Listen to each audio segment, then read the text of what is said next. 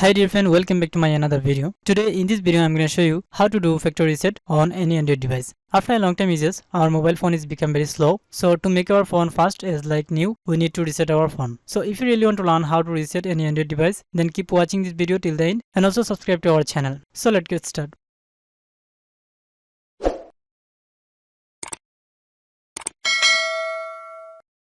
Before resetting your device, carefully transfer or backup all of your important data because it will erase all the data on your device and restore it to its original settings. Okay, so let's move to the full process. First of all, go to your settings. Now scroll down. Go to the systems option. Then go to the reset option. Here you will find factory reset option. If you don't get like this way, don't worry, just get back. And scrolling up, then type here reset.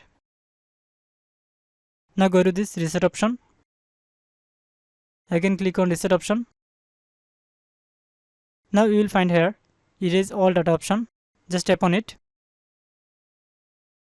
Here just scroll down and click on erase all data. Now draw here your pattern or phone lock. Then again click on erase all data. As you can see, here resetting is start. Now wait few minutes until your device is turned on. Okay.